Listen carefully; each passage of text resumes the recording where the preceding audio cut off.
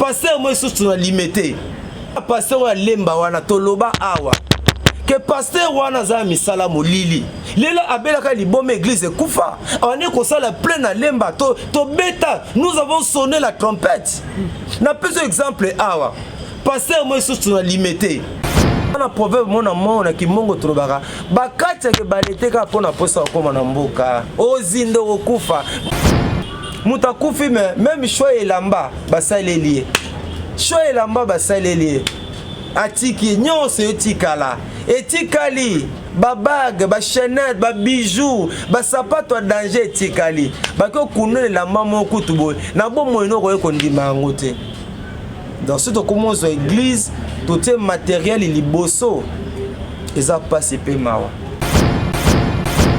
Shalom. Merci na binonion stu bozola na biso, merci na bande union stu basute na biso. Là on a moni pasteur Fezami si à la bouche autorisée de l'Éternel depuis Zurich. Le mot motema ya bivens do mo depuis Londres pe na maman Gisèle luke le motema papa Emmanuel et na Boston bonzambe yesu nde mosuki silema ne triomphe jamais toujours na cadre ko informer bino ba obozola na biso lelo na émission na biso rien que la vérité tozana moko ya frère Max Mbenga les meilleurs na kacha musalo les meilleurs d'entre nous to meko soana concernant ba makambo ezos salama na église corps du Christ na avec ma pasteur. Shalom papa Max. Shalom Bandeko Alvin Beya, merci pour l'invitation. Shalom le botaba nzambe to ili susu mokona lelo na cadre ya édification, na cadre ya ba échange pour to comprendre ya solo to comme na tango na suka esengi bana nzambe to bima na fanatisme bana nzambe to za lokola ba chrétien béré banda ko vérifier makomi. C'est très important pambate basala lokuta ebele ba côté na masanga na biso karakatebe ba mandona ba mbikudi lelo ba côté na l'église ba koyi ba prophète mais ba prophète a solo pe bazali yango biso to sala évangélisation par les médias nous sommes en contact permanent avec ces gens là mamtolo baka bozo kango vraiment na tina to yaka na média te pour ko finga les éducation na biso te to yaka na média pour ko sonner trompette so to lobi likambo bondi marabiso ils ont comme médecin azebisa que après ma consultation on a mobile docteur au cosi mais lui c'est le médecin nous ne sommes pas des médecins mais nous sommes des journalistes chrétiens tout ça la investigation to menaka banquette et to biloba lobate somme to lobby pour to lingi ka ko beta kelelo bana nzambe to sala keba. Mais na koloba on a papa Max ces autres créolo pe ba makambo belé qu'est-ce qui ne va pas, qu'est-ce qui se passe entre yo na papa na biso pasteur Walesa na moni vidéo mo bazo lobela sur yo motema mabe ba lobi ba makambo mingi wana papa qu'est-ce qui ne va pas avec pasteur Kamumbi Walesa. Merci beaucoup Ndeko Alvin na papa éducation nanga ngami ko sala ba comment dirais-je que bah droit des réponses je n'aime pas ça de Max par la grâce de Dieu ngana koli pour sangeza ina za sango soki leo na petit séminaire za na sima 20 heures na bossa kombo nango okuta kombo nangiza na kati alors quand les choses n'ont pas marché na ozonya na classe na kila ipen na autant en classe na na sala ki anglais na tanks na ba classe bela na ba école belé plutôt et un jour dans toute l'émission à la télévision, Max, je t'attends à ce travail, je t'appelle à ce travail-là. Je voudrais que tu fasses l'évangélisation par les médias. Nous qui avons la formation par prof Lino, à tant que c'est université catholique, voilà. Et puis nous qui sommes ina, pour nous avoir technique, pour s'engager à la qui na sala musana ndenge longobani, na ndenge tubandi wana ti lelo tozana. Évangélisation par les médias. Par la grâce de Dieu, biso sungi ba pasteur ebele. Na kata vie province à Kinshasa. Ba ministère, l'église ebele gangi. Eza biso ba par la grâce de Dieu, nzamba leki na nzana biso. Votez Godem Poi à l'époque na 2018. Sport wana, votez Godem Poi. Ngam na tia voix. Ngam na posa voix wana lelo. Votez Godem Poi. Na PCM Mbote. À la présidence de l'Assemblée provinciale, il y avait la Kinshasa, il y a tala texte, tala belema, ko lamba yango, ko poser voya motoro ko la pasteur Godem Poi. voix par rapport à CV naïe. Mais là, on a comme ça, Nzambe, Lilo Azali, président de l'Assemblée provinciale. C'est pour moi une joie. Et je bénis l'Éternel. Regarde, moi, l'église où je suis suspendu, et aussi mbatté. Dans le conseil sur le plan médiatique, l'église est belle le peut vendre. Mais le problème, c'est que pas pasteur et ils étaient balingi de tolobate. Balingi tolobate. Avec la plupart de nos pasteurs, il faut battre la bango maboko. Il faut kumisa bango. Sans kumisa ye, ozamuninga nae. Mais son petit un avis contraire à Yinio. Et puis ce qui est le mal, bazoutia belema na bango na toile. Belema na bango na ba réseaux sociaux. Ya mabeto ya malamu. Ce qui est malamu, gloire à Dieu. Mettons aux yeux éléments. Oh ya mabe otiango na toile. Et koti la bandako, ça devient un danger. Produit toxique. Il faudrait qu'il y ait, n'est-ce pas, il faudrait qu'il y ait une réplique pour la tosunga libota Nzambe. Nazongi na question na yo tuningai pour Ndeko Kabundu Alesa. Ngala kanisi et na la neki pe vidéo wana. Na neki vidéo wana ya Ndeko moko zolo belangai. Nana ta répondre été. Nana ta répondre été pambate. Ngaza la tala coûté. Nana doit répondre frère Wanate. Ngaza tala coûté. Nga Maxaza tala coûté. Na okende. Ngaza la tala coûté. Ngaza na service ya Nzambe. Nzambe na bengi biso na musala oyo. Na pesa ba exemple. Ta biloko na iba deba comprendre ngalelo. Biloko ba pasteur bazo ina biso. Na pesa ça pesa tangi Ndeko Kabundu Alesa. Tala biloko banalise dans sous dans ko bunga bozong sanga na nzela. Eloko ali boso. Tout le monde et le mativisme eza malamu te so lingo kabela ndeko to bana Nzambe ndeko wiwo eliwe la ndeko nanga leki nanga naza collègue nanga na musala admettons on a besoin de PC loko il faut aller kana média il faut mobiliser ba caméra et qui n'a pas sa voiture ni n'a pas $5,000 ce n'est pas biblique. Ce n'est pas normal. Quand tu n'es pasteur à la Kisakiazo Kabouabambo. Non. Ce n'est pas normal. T'as vu le papa na Bible. Ce qui le beau côté papa. Quand on a vu te belé bakabaka na mboko na mukilo yo. Yeso mona biki sum tabi ta foi ta sauvé ko ebisa mutute. Bolamu eganga ka bolamu epolakate. Ce que moi je ne veux pas ngo kabela kaka mutu. Faut qu'il y ait na ba caméra. Surtout quand tu es un homme de Dieu. Euro PCP na kuzu na silence et ko ganga kana ngwe un jour. Et loko ami balé. Tout le monde évangéliste Claude Kabundu Alesa. Ko bonde la ponambo. Ko bonde la ponambo qui ça m'a bêté. Et ça lit bien. Moi je connais des gens qui prient ponambo ka oi. Église a passé ngalas. Chaque vendredi, à moins qu'il va changer. Chaque vendredi ba kana jeûne et prière ponambo kanabiso.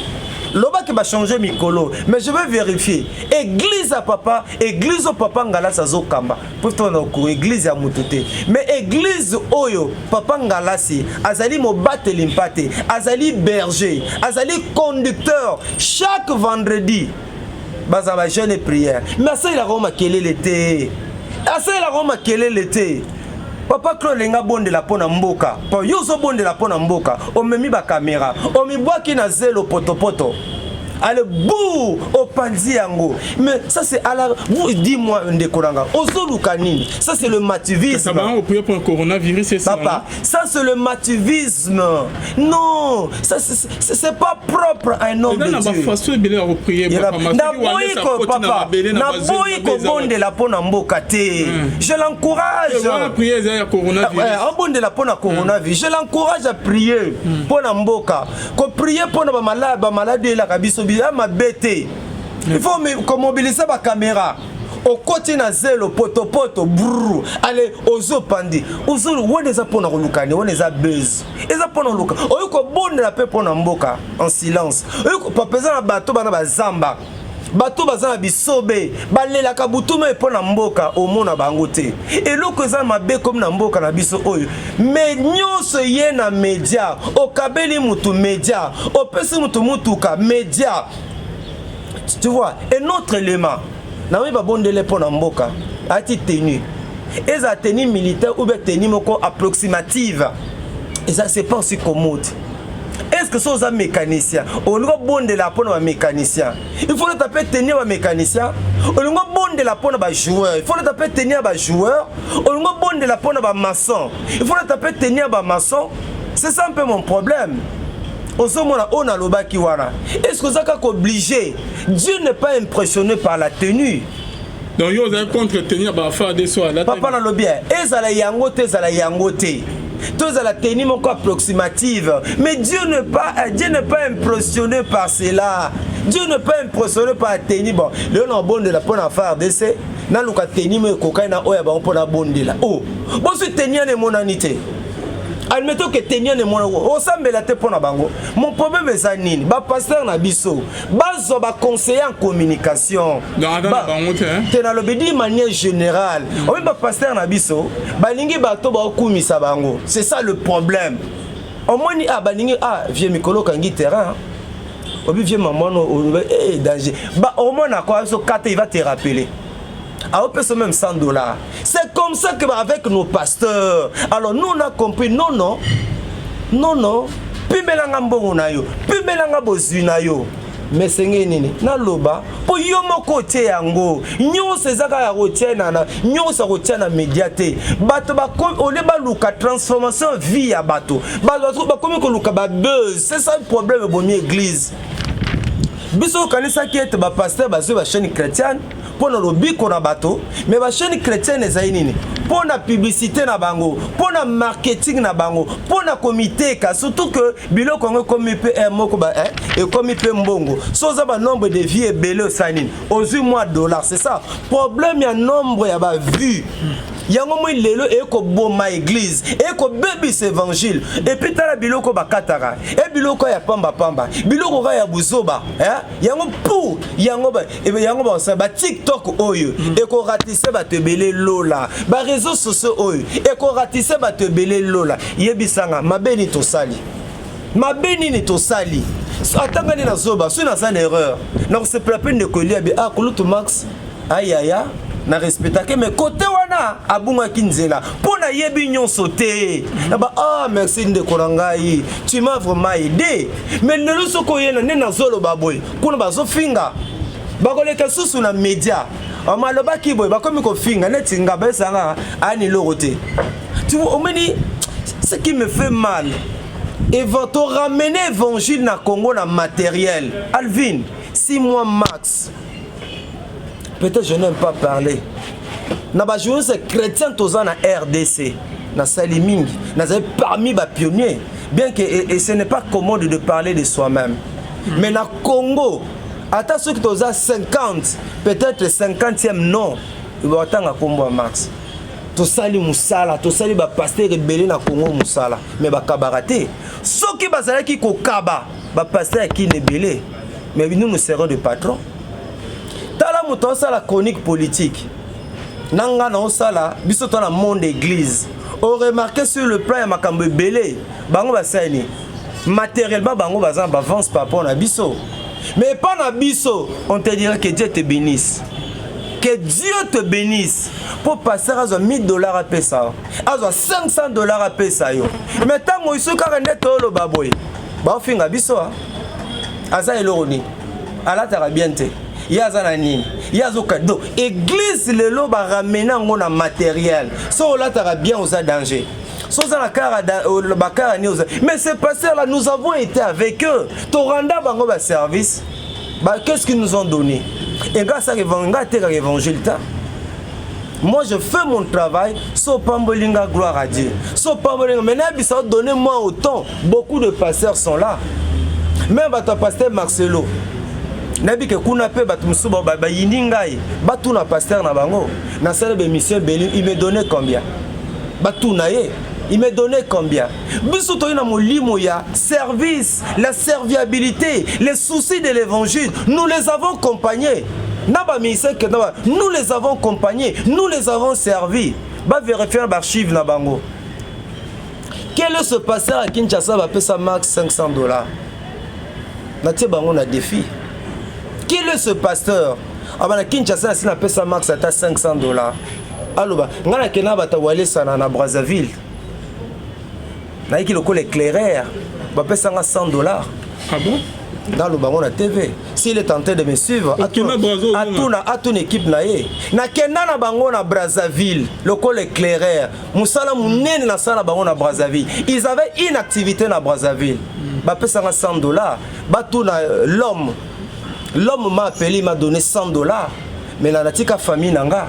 Natika libota natika ministère nake Brazzaville nakendaki avant tozongi l'homme batu na l'homme apesanga $100 mais na zongo na boboto na bi e musana nzambe peut-être que nzamba opambolanga ailleurs suna ki matérialiste mutalo koso ba oh bokelanga na Brazza voyage munene boy na sepe musala munene bopesanga muto mususa boya quand vous me regardez la papa ba compétence nanga ngana je vaux $100. Sans autant langaï, papa ma compétence tanga. Je vaux $100. Là quand même journaliste à ses mandats côté. Il y a kwanga, il y a nguba na lipa. Hein? Ce qui toi qui n'a mboko est assuré. Moi j'étais candidat député en 2018. Bah votant massivement à Lemba. Et à cause il y a un jeu politique. On me passe tanguer dans le parlement. Na pesa maite, na pesa kokate. Batu ba papa balinga mutu ndenge nini balinga na monike balinga ka mutu ndenge nini bato babima na lemba bavota bangota ma frère Max bavota le rôle à lipa. J'ai un CV très éloquent et orgueillité, je bénis l'Éternel. Je ne voudrais pas parler de mon CV dans les médias. Bavota le rôle à lipa en 2018. Je suis candidat député, nous sommes candidat en 2023. Nous annonçons officiellement l'émission. Je me bats, je me battrai. Comme un jour ministre des Affaires sociales en Mboko. Nous avons un ministre à Liboso aux Affaires sociales. Non, Nzambe merci. Ton président X merci. Pour moi, mon bande de ministre des Affaires sociales. C'est pour dire que nous avons pour Mbongo. Tous en orphelinat na munga fulana. Papa, je passe mon temps. J'ai ma famille, j'ai mes enfants. Moi, je vendis ma voiture pour na talika na koma na suka ki na bino na investir en orphelinat. Ngana na jeep. Papa, bano yo boti na nzoto te. Bano yo boti na nzoto te. Nana mwana nga to raté examen l'état. Ya misato. Il y a le bosso à passer première licence, il y a mis Balaza en France, il y a mis Satouana à rater Exeta. Mais au niveau de l'orphelinat, 23 ans, nous sommes classe. Et puis, la classe, le rôle là, moi, na ya mout. Pas le rôle là, parce que moi, le soir, moi, je suis orphelin. Nous, on a dit, on va relever les défis. On va relever les défis. To laksa mutu ke soki orphelin bazwa ndenge bazwa kete mutu mwana moko a salite alala ne toko te mwana alala na mbeto aliaka bien amelaka tina miliki alie pas tondi atiki. C'est ça les défis. Dans les années à venir, on parlera de l'orphelinat, partage ton pain avec celui qui a faim. Ce n'est pas que nous avons de moyens. Le pain que les gens de bonne volonté nous donnent. Moi, mon cœur peut biso tous en émission, tous à quoi investir. Tous mes enfants de l'orphelinat vont à l'école, sauf mon fils qui n'a pas encore commencé. Il faut réunir les moyens. D'abord qu'on se servir, d'abord. Mais moi, mon fils n'a pas encore repris le chemin de l'école. Mon niveau de l'orphelinat, tous les enfants, les 23 qui sont là, vont à l'école. C'est un exemple. La famille, puis moi, dans la vie, il faut apprendre à servir. Je pense que la Tanzambie, au bazar de Kinshasa, tolingi bango mingi ba pe respecter biso to sali musala munene na monde o na ba musicien na ba pasteur ngala pambola nzambe pona bana poto na ebite motomo nzamba pesa bango bazana libéralité à koloka. Je n'ai rien à prouver na Kinshasa au sujet évangélisation. C'est la toute première fois une émission peut-être na milobela. Je n'ai rien à prouver. Par la grâce de Dieu to sali musala munene. Mais problème est anine. Moi j'ai été empoisonné, tu sais ça. Ma femme a été empoisonnée. Ce qui est soutenu dans la rose à la bonne moitié, poison dans un poison l'église. Je suis avec le pasteur, mais il y a poison. Obi comme bima, naza témoin un miracle en Zambie. Ma femme tile là vivra fait il y a empoisonnement tile là. Je l'ai laissé malade, très malade. Tile là vivra fait il y a poison. Tozongo wapi. Milliers dans lelo dans la milliers église donc tout ensemble balingi toloba te bozozwa biloko na bino bozotia na bamédia eza na pasteur ya lemba wana toloba awa que pasteur wana za misala molili lelo abelaka liboma église ekufa awani kosala plein na lemba to beta nous avons sonné la trompette na peso exemple awa pasteur moi surtout na limité ako pesa asaki sainte église na ye mundimi moko za na mbongo ebele ayaki te mundimi azalaki na mokili mutabakisi abongo mutema aye na église parce que jour à sainte azalaki absent pasteur alandi ati na ndako yake lo pesa sainte mundimi atuni papa ndeko pesa nga sainte na ndako c'est que ça la peut tourner na église nyonso na bandimi nyonso habite toi tu n'es pas comme les autres bandimi toi tu es spécial obi suite nango. Allez, sortez de ma maison. Je venais plus dans votre bengana pasteur. Pasteur mon a limité a. Baoti ko bengana ye. Baoti ko bengana na ndaku moko boye. Akela ko pesa sainte na ndaku. Nzoka idene zeta msu c'est pas moto dans zola. Mais moto la tali c'est comment yo pesa nga sainte na ndaku. Parce que bandimo tout ba yete l'église Olanda bango ote bango te. Yo ndo spécial. Tu vois l'église de mon pays? Tu vois l'église de mon pays? Biso tobi makambo bele mais tulinga koloba te mais osu na mone bimi polele boy. C'est comme ça que nous réagissons. Ezaka pona to sunga bana nzambe. Et ce comment il a soupe tolobi aux pasteur frère Max tant soit nous comprenons bien te vous allez m'envoyer quelqu'un me répondre qui n'a même pas mon niveau. Est-ce que ce frère là vraiment ta sou bati dicter nganaï alors ça dicter nangai même si photos à la humble. Vous allez envoyer quelqu'un qui n'est pas de mon akabi pour me répondre à médias. Et là, pasteur Wallé, c'est vrai. Non, il y a qui t'attend. Pourquoi pas que Obenga qui est? Je peux pas.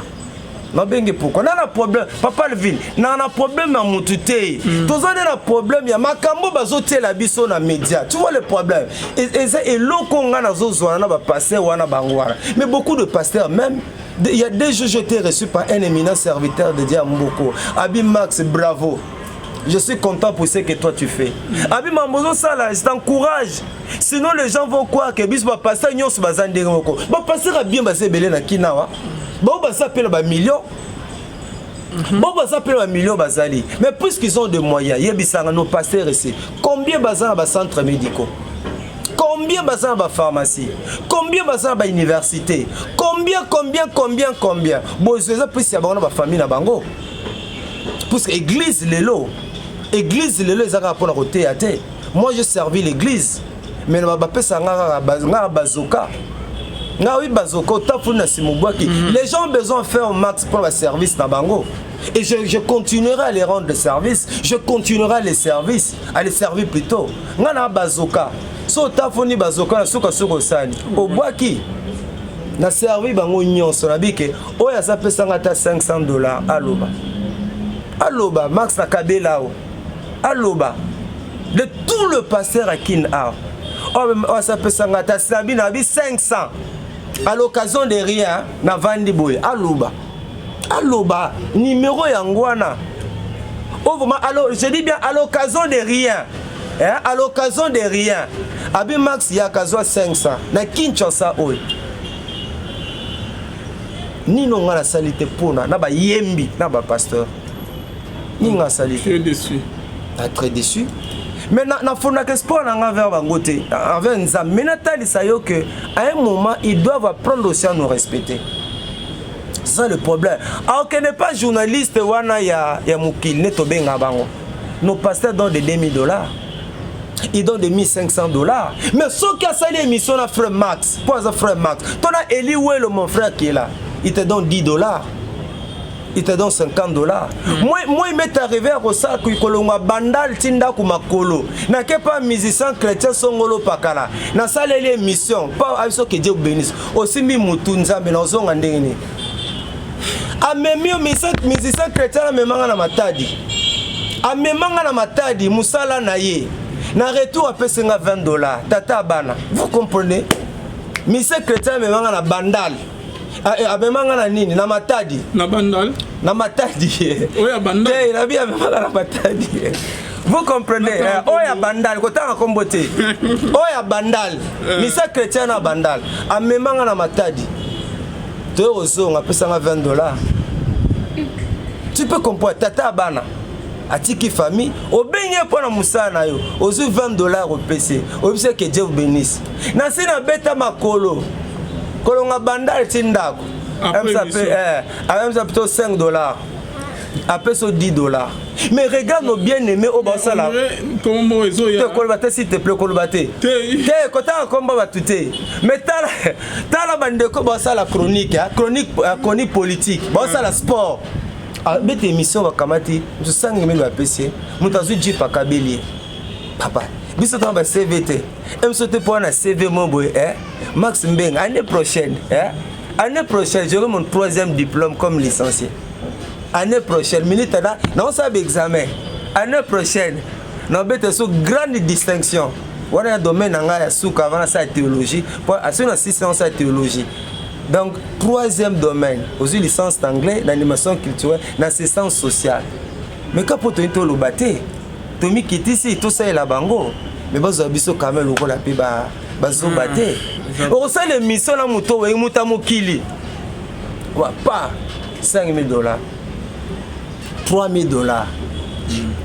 Soit Jeep après si ba misu pe bazo mais bango na poto au moins peut faire musicien ba même mieux pe na poto mais ce qui n'est pas le cas ce qui n'est au sein l'émission na musicien chrétien monsieur Sili azu $10 après si MC au mitali pe seti likolobi nzambe mutozo mateke muto vraiment azo valoir $10 te et aussi pe ka bande ko ba caméra ben bo ka boyo kela. Mais bazo aider bisote ce sont les chroniqueurs après sikoyo ndeko pétage pasteur pétage dans le cas de chaîne mobwe à répondre ngana yo na ba John alobi ba journée chrétien na boye o bazolo ba sala nga émission ba na nilo ni bon bazana ngo bisote okeli boso bisote bon bazani nabi menzamba za lukumu nzamba za lukumu metebi ke nzambe un jour pensa après ça pinzoli na biso to lemba ko sala malamu te to continuer ko sala nzambe un jour nzambe ko sepelisa biso maweza ka que l'évangile est comme plus matériel là bato bazu ba jeep bato bazu ba mbongo kolata batiango en première position c'est ce qui tue notre église il est temps ba pasteur bazo ba conseiller communication sous bazu ba conseiller communication ba ko sala sous bererte biso to ba tala côté. Nga pasteur moi je pasteur je vous aime beaucoup mais moi je peux pas être votre talent avec tout le respect que je vous dois en tout cas vous ne m'avez pas respecté nga za talent je peux pas nga za talent kwa Yesu non za talent kwa individu donc voilà de quoi le vie ba pasteur ba journaliste chrétien maïle bazo bango baleka na TV ka bileka lekate bileka biso to na proverbe mona kimongo trobaka bakati ke balete ka pona posa koma na mboka ozindo okufa bazo ba conseiller communication bana nzambe ba chrétien belé ba sisi na ba facile ba chrétien belé ba sali communication et belé ba sisi bazo bango ba coacher bango papa ke na TV balata raboyi mais bango ba tuna ka conseil te siko bobi misabilo ko balingi to lobate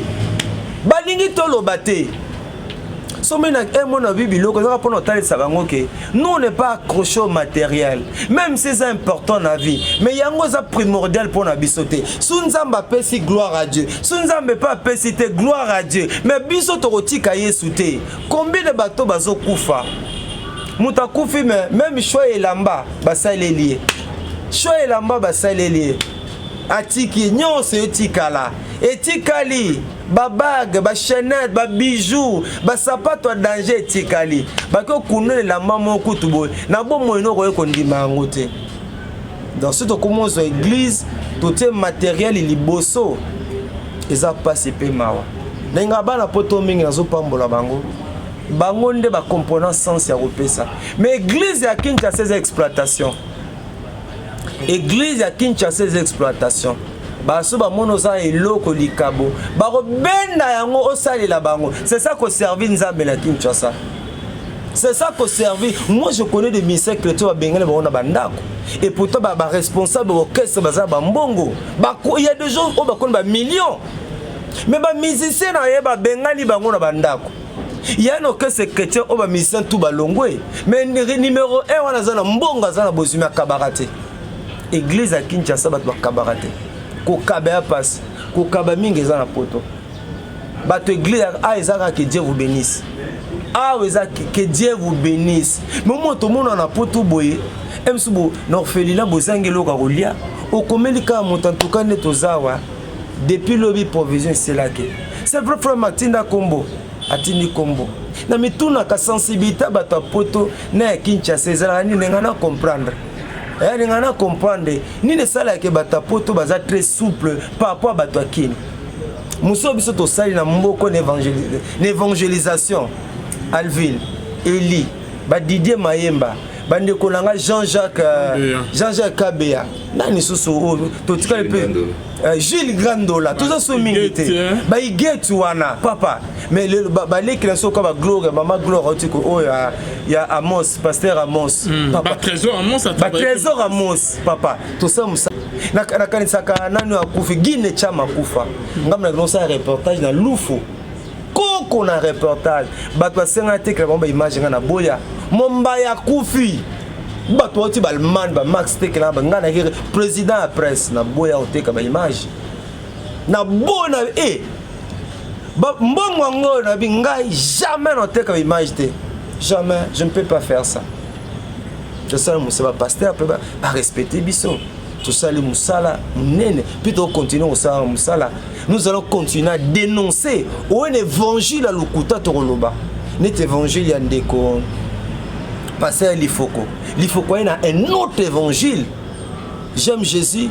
J'aime Nani Branham plus que Jésus. Mais c'est grave. Mais expliquer qui m'a dit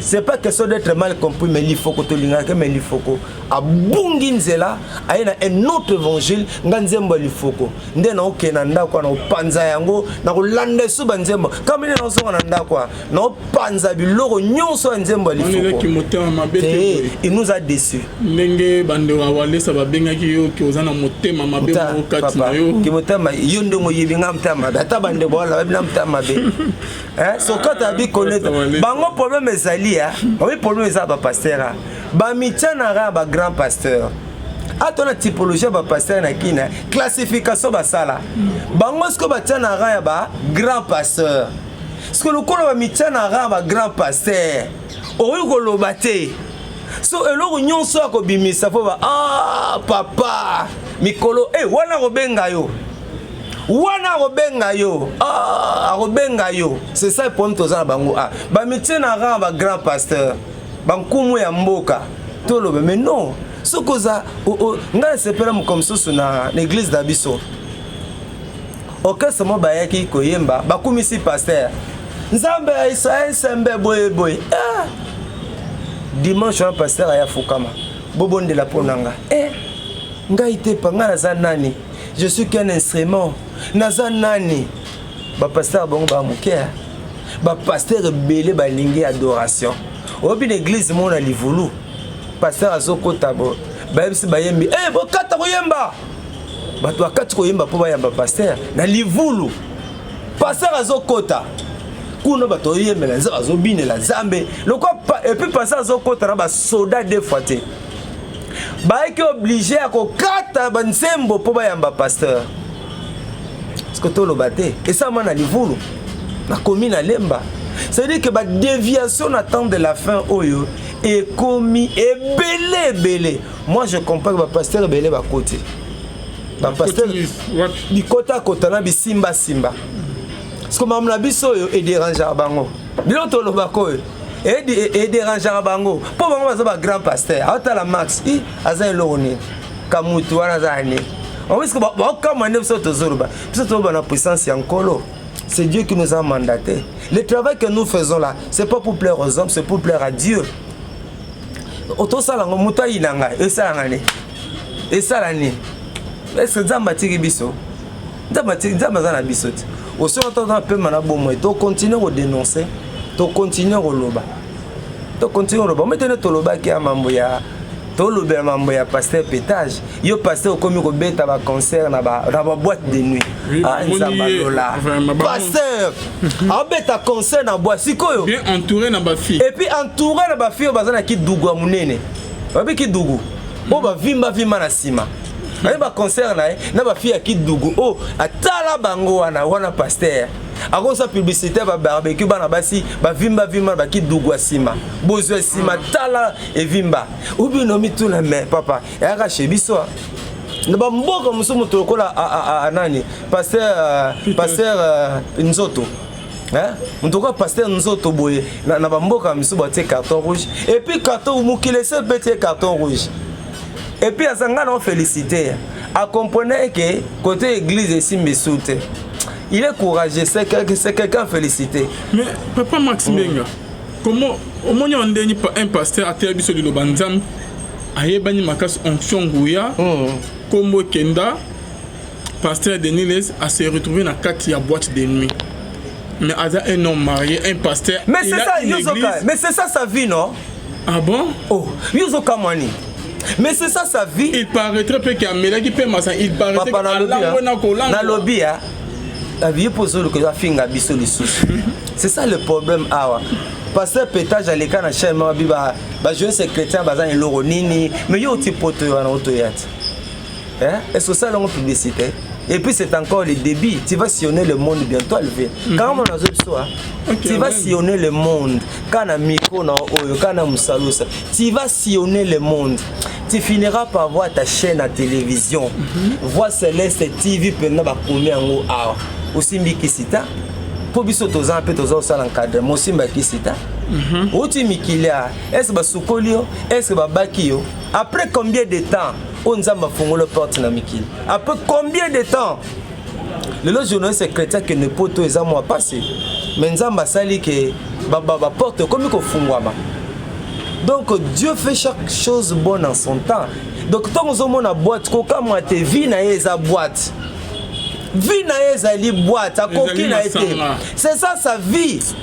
C'est ça sa vie papa. Est-ce que au monde na landika na vidéo wana est-ce que le bien moi ça na matosa ane ko recruter siko ano recruter moi vendre wana pété est-ce que moi ça y est atamboli abeta boy yemo azana matosa azana makola bien wana za pasteur wana zali pasteur baza matos wana za pasteur siko bato ba finga biso ba yina biso. Donc Alvin kozela te bato ba linga yo bato kozela bato ba linga biso te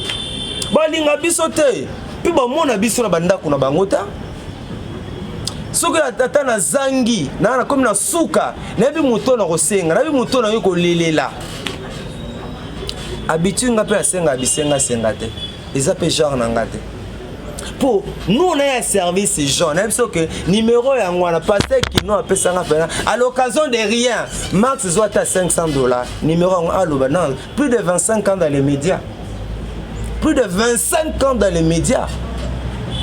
et ça va prendre l'obate tout le on a passé dans mon thème bandi mi balongo na mon fanatisme basala keba yo mo motoko la nani nozongela oyo bana koloba nandolo bate tala pasteur ned lokola wana kuta pasteur te pas nani muto nani baraka voici l'homme zong sambongo na biso pasteur Deniles yo menga te kalpa jour na ozoyo na bête to pasteur tozana bango o ba pasteur vulgaire asambela pona muto posima na evimba wana pasteur. Donc ngaza problème pasteur tena problème pena évangile Claude Kabundwale saté na lingaka c'est un pasteur nanzela na batebele ba bongolo mitema mais ka conseil na opesa abong sa service à communication ngana saleli ebele na ino sa be mission bazu be mission ba pandi na ba TV mais yo ba be mission comme si $50 ba pesio na emso gangata boza $70 ba pesio émission bosale émission bobazu émission ba pandi na ba TV. Et les katongo midi pourquoi et les quand dans 50-70 $, nangai danger. Mais quand même Toza pe lelo na milieu évangélisation par les médias, par la grâce de Dieu. Toza pe ba pionnier lelo. Je ne pense pas que Robert na bona tanga ba kombo. Ba ninga wana politique au sein d'une émission de $50, to $70, to 80 pour PC. Émission le kata une semaine. Pourquoi benga biso? Si tu veux musala ngoto, pourquoi benga to baza pe belé, pourquoi on nous appelle? Ba quoi na ba compétence na biso, ba quoi na ba qualité na biso. Et puis aux appels locaux moi ya moké au PC Moutazi, c'est par respect car pour notre temps c'est que non, nous ne travaillons pas terme d'argent, on ne vend rien. Moi je ne vends pas mes services. Si on t'a dit qu'on aurait une gloire, si on t'a dit pas on aurait une gâteau tous en abisso, mais quand même il y a routine dans mon tomo boy. Oh ya zana nota, si on fait ça, on a qui t'a trop bas, hein. On envoie quelqu'un là où il a maîtrisé ma mobilité pour se moquer de moi. C'est ça, c'est choquant et puis c'est méchant. Nakena Brazzaville, je laissais ma famille. Donc quand il s'est balé, un grand travail dans ça là, reportage et belé sa activité mon à Brazzaville. C'est moi Max, l'homme, moi mbasso qui n'a pas bossé combo. Après son papa paye son cas $100. Merci Naziango. Vous allez faire ça avec les autres. Ou déplacer dans Mboka Bapaya. Tu vois, mais qu'il y a le bâté, dans le barapété. Il y a aussi des pasteurs à qui nous avons rendu service dans Mboko. On a fait belé, 2000, 1800, basé belé. Au Sengo Senga PCT. Totiki. Donc, bisoto sel ensemble. Na évangélisation par les médias. So ikapo na mbongo na kotika po musalo to sala oya miko. Awa na Kinshasa musalo eza na mbongo te. Ba partenaire na biso baza ba pasteur ba pesa na biso eza même ba yembi ba pesa na biso te mais Dieu na kibonzambe na ye aotika biso te. Mon fils n'est pas sa première licence na droit nzamba aotika biso te si nzamba lesa ndeke pe mbisa mai azo obligé lesa biso azo obligé à soutenir biso donc na pasteur Kabundi moi je l'aime beaucoup mais non senga na ye azo ba service à communication à bien soit azu et au vend de sa ministère na bazo aka otozo bandinga mabete bango nyonso ba pasteur bazo ba nini on se rappelle un moment azo problème kizamina bien que babongi ça flash oh mutomoko yaki kuna pseke na mwana moka lobi kizamina ngatinda mutati la poison vous comprenez des choses comme ça hein donc bazo ba conseiller communication.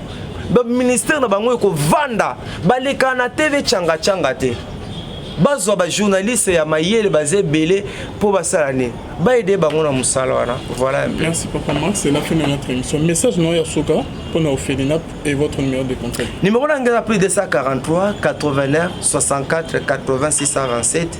Ils étaient msumba liboson le moi muké en ce qui me concerne. S'il y a des gens qui sont blessés balimbisanga pour ba pasteur ebele ape ba blessé biso na ndenga osarana te. Donc olobali kambu boye au moins même maintenant ni Joël Francis ta tout temps c'est man qui on a parlé.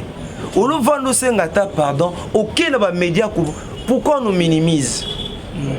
Pourquoi on nous minimise? Bon nzamba zalokumu donc biso continue au sel nzambe bobonde la pona biso elikeza na nkolo nzamba benga biso za fidèle. Merci beaucoup. Bon Zambé na bon Zambé Lola ezofuta simanato ya koloba kenzamba boto kwai et ce soit plus. Merci na notre commande oyazasi ma caméra qu'on se trouve à la prochaine.